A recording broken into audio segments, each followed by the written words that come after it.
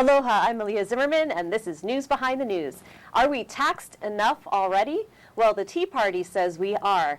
And in Hawaii, we have 3 Tea Parties at least, the Honolulu Tea Party, the Maui Tea Party, and the Hawaii Island Tea Party.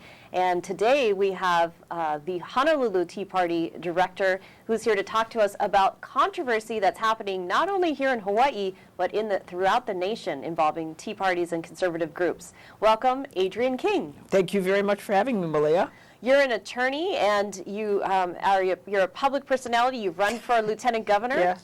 And a lot of people know you. You're a conservative and a Republican, and you've also started. The Tea Party existed, but you decided to take it over. Tell us about that. Well, in 2010, we had a very successful rallies and a lot of people, a lot of energy.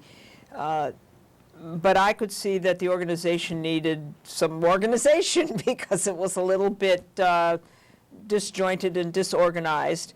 And so we had a meeting, and because I called the meeting, of course, then I was nominated to, head it up.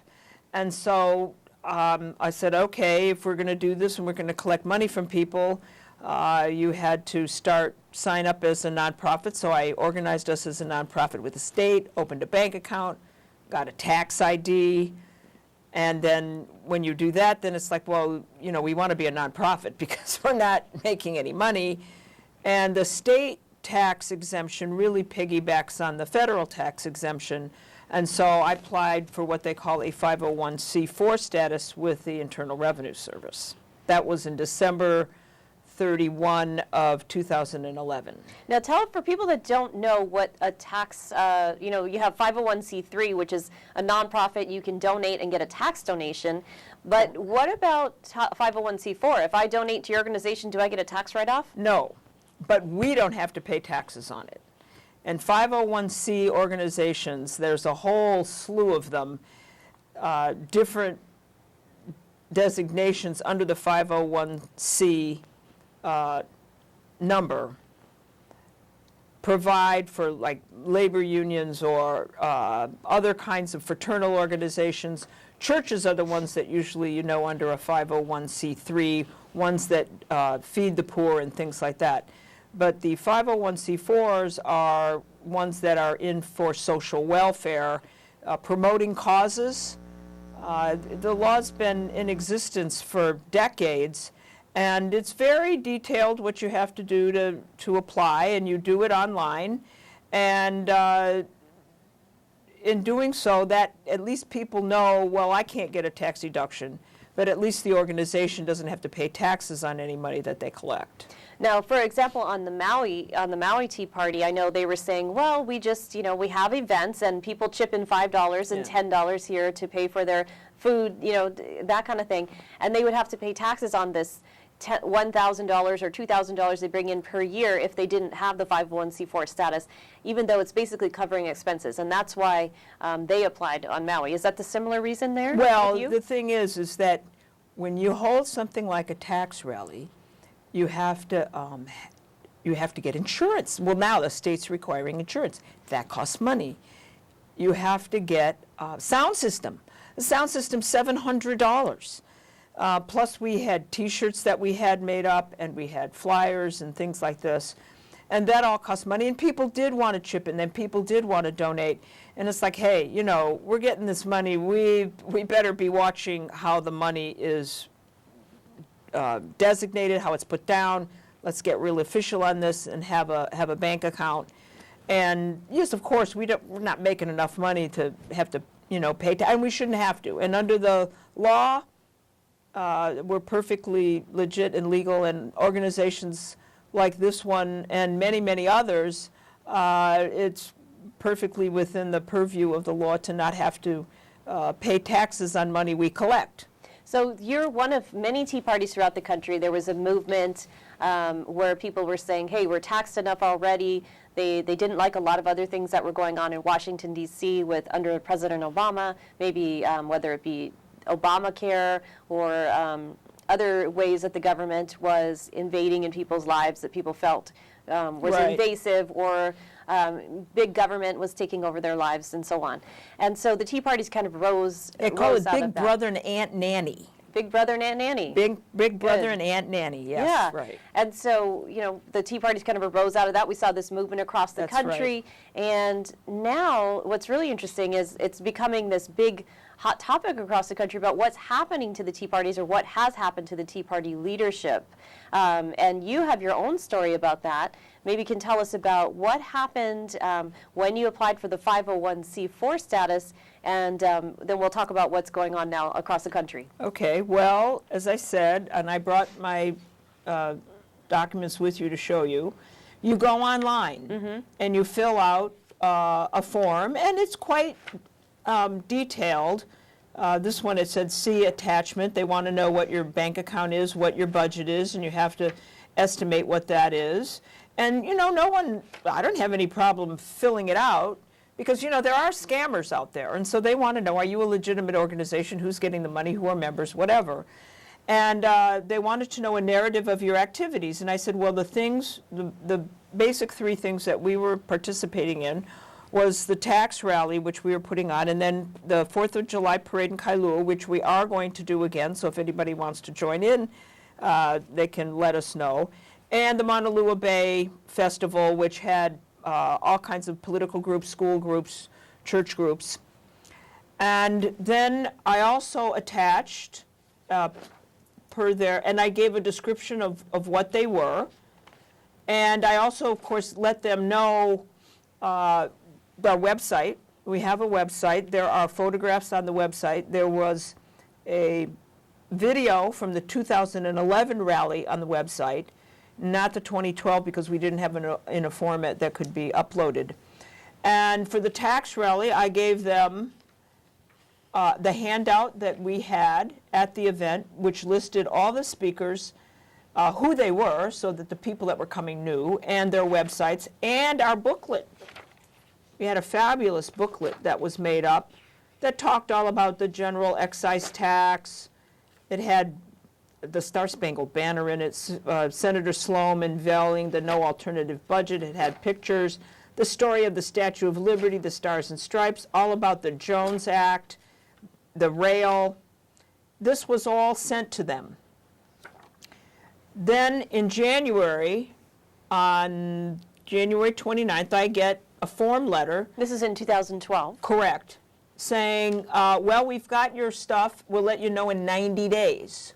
And so I think January, February, March, April. Okay, so by the end of April, that's after our rally, but okay. That's at least I can say that it's pending for donations. Well, I didn't hear anything. Then July 27th, I get a form letter from them saying, please respond by August 17th, which is like 3+ weeks. And they asked 4 questions. And the 4 questions they asked were about information that I'd already sent them. Plus, they wanted to know how were the speakers selected, how much time was devoted to each speaker, what topics were discussed, and provide other information. And I'm thinking, okay, you guys just went over, this is ridiculous. This is, because I had heard from the Maui Tea Party what was happening. And it was obvious that this was just harassment, and that when they asked about what topics were discussed, I said that was obvious from what we sent you. And besides, to me, that's a First Amendment issue. It's like when you talk about the First Amendment, you have the government shall not interfere in your freedom of speech. And when people might say, well, how does that really interfere? Well, it's, you want looking for status, and they're saying, what did you talk about? What difference does it make what I talk about? I can say whatever I want. What, is this communist China or something? They're going to look and see what I say to see whether they're going to give me this status, which I should, as long as I fulfill the other things. I was in contact with the Maui people, and they had even a worse problem with the IRS than we did. I have some of the questions here that they were sent Yes. from Maui, and it says, provide all the, financial information, monthly newsletters and things like that. But then it starts asking specifically about Dylan Nonaka, who's the head of the Republican, who was at the time executive director of the Republican Party. They asked about another organization called the Leadership Institute from Washington, D.C. That's right. And then this is the one that really got me, was they started talking about board members, officers, key employees, if they had any ties to other organizations, right. and what those were, and what Right. their, and how much time they spent with Right. the Tea Party, how they're tied to these other organizations, do they have a conflict of interest policy? They wanted minutes, they wanted videos, they wanted transcripts of speakers, they wanted Yes. videos of In speakers. 3 weeks. And all, yeah, Right, and and they all wanted these it in pamphlets, 3 flyers, weeks. web pages, any kinds of solicitations. I mean, it goes on and on and on. There's like 18 pages here, single spaced, Right. just to show the viewers how small this print is and how it's single Yeah. spaced. And so the Maui Tea Party got it hit actually a lot worse than you did. That's correct. And on August 6th, I contacted Bill Doyle, who at that time was president of the Maui Tea Party, and I had talked to him on the phone and asked him what was going on, and they had applied in May of 2010, much earlier than we did. They were more formally organized than we were on Oahu. In September of that year, they got another inquiry from the HRS, which they answered. I don't know what those questions were. I've been trying to find I out. mean, from the IRS. From the IRS, Yeah. which they answered. Yeah.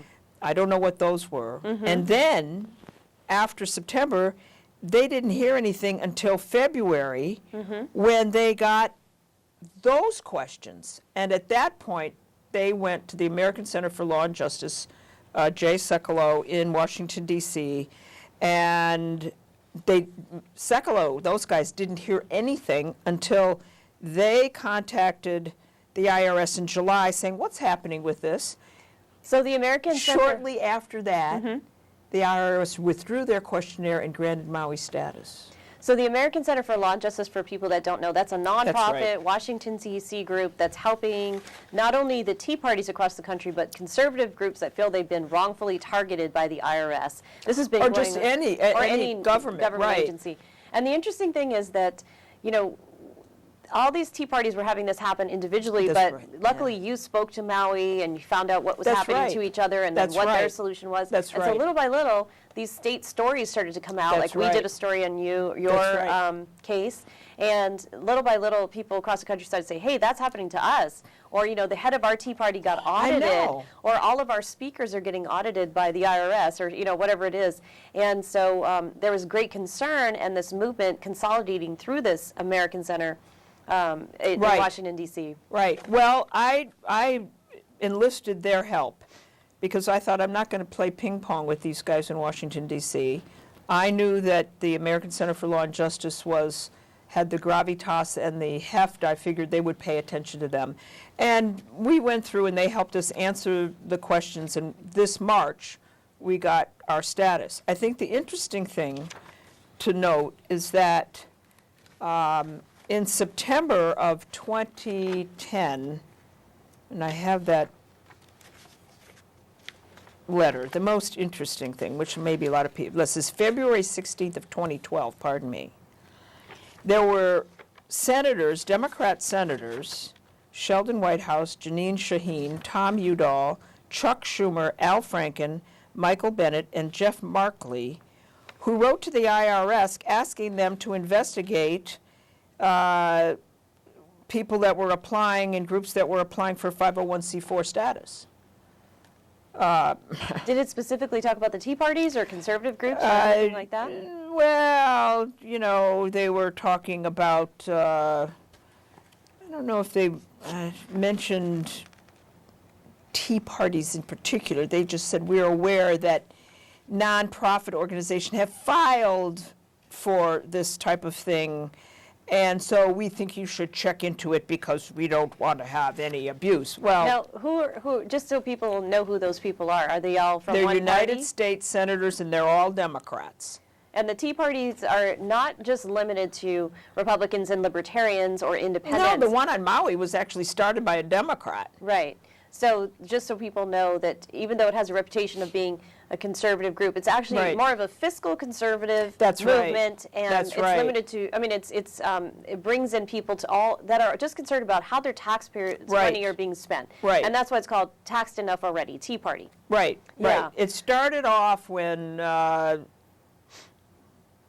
forget his name off, he got mad on the floor of the Rick Santelli's rant. He was on the board of the Chicago Trade, and when all this derivative stuff was blowing up, he got so upset saying the government, this is nuts. He said, these are worthless, we're going to throw them all in Lake Michigan, we're going to have a tea party. And that just sort of ignited a spark with, I think, that the general hardworking population in this country had it up to here with what I call the professional political class, who think that somehow they own the government and we work for them. And that's not all Democrats. I mean, there's No. Republicans that feel that way too. There's big government Oh, Republicans. that's right. Yeah. And the reason that many of what I call the professional political class, Republicans and Democrats, feel, let's say, very uneasy about the Tea Party is because they can't control it. It's not. There's no one leader. It's not a political party. It's a movement that welled up from the population, and they're like, "Oh my God, where'd these guys come from?" Oh, it would be pretty disconcerting if you were in power, and then all of a sudden your constituents are like, "We've had enough. You know, you guys have been running things. We've been letting it go, but the taxes, and where is it going? It's the waste." I mean, you know, even in Honolulu, they're taxing us all up the yin-yang, and the roads are horrible. And that is the main focus of the Tea Party group, at least here on every single one's got a sort of a different flavor to it, but the focus is on limiting government, cut the taxes, no more taxes. Where's the tax money going already? We don't get involved in a lot of other issues, primarily because there are other groups dealing with those. This one is basically the money. Let's watch the money and see where the money's going. So once you went to this American Center for Law and Justice in Washington, D.C. Right. and said, you know, we're having these problems, and so is Maui, and so are Right. Tea Party groups all across the country, and some other conservative groups. And so you said, you know, hey, we need your help. Well, something remarkable happened about 10 days ago, right? Right. And that was when the IRS spokeswoman, Lois Lerner, came out and said, we apologize. We admit that we were targeting groups, conservative and Tea Party groups across the country, Right. but it wasn't us. It wasn't the high-ranking IRS people. It was just a couple of people in the Cincinnati office who were like rogue employees, and they were actually the ones that were responsible. We're handling it. We apologize, and let's put this behind us. But what, you know, we're going to investigate and so on. But then this turned into, well, Congress said, hey, let's have some congressional hearings. Let's really investigate this. And then when they called Lois Lerner in to testify, she took the fifth. You know, that's interesting because there were a lot of Democrats that all of a sudden felt very uneasy because it could just very well flip to having a Republican administration that looks into Democrat groups. I don't think there's been anything like this in the history of the country. You know, you've had presidents that sick the IRS on people that they don't like their enemies, and that's not right, and they shouldn't do that. But I don't think there's ever been a situation where you've had an administration whose policy seems to be to target an entire group of a movement, not just Tea Parties but others, because they don't agree with what they're doing. I mean, that just goes to the very foundation of the country. And you know, my son, who's a computer programmer in San Francisco, and you know, he's not a lawyer, so he's looking at this a little bit differently, and he was saying, you know, Mom, nobody knows where Benghazi is. They can't find it on a map. An AP, whatever the reporter thing, but everybody knows the IRS. And when that woman took the fifth, oh my God, I mean, that got everybody's, what is this, the IRS? And the IRS has been put in charge of enforcing Obamacare. I mean, that's very scary to me. Why are they enforcing it? Oh, because it's a tax. Well, it doesn't seem like it's applied equally across the board because so many people are getting exemptions. But one thing that you were right that really triggered her statement was then a lawsuit was filed. And the American Center for Law and Justice filed a lawsuit And I've got a copy. I think I provided you with one. And this is after she made the statement. That's right. And the people that had the group that you're working with in D.C. said, hey, this isn't enough because we've spent all this That's money right. trying to accommodate And the IRS time. questions and fulfill all these answers. And so we want, and also they're concerned about what's actually happening and the fact that she admitted that this was happening. So let's get some answers. Let's get some justice, and so they filed this lawsuit. And some money, because the thing is that when they took as long as they did with ours and with Maui, that puts a damper on our ability to collect, because then we can say it's pending, but it's not there, it's under question, and the lawsuit was based on a Supreme Court case from '71 that said a deliberate violation by a federal agency of your constitutional rights, you can go to court and ask for money damages. Now, it's a unprecedented lawsuit. It's huge. It's never been done before. There are 25 plaintiffs, and the Honolulu Tea Party is one of the plaintiffs, along with the Maui Tea Party, it's the Hawaii Tea Party doing business as Maui Tea, plus tea parties and other groups from all over the country.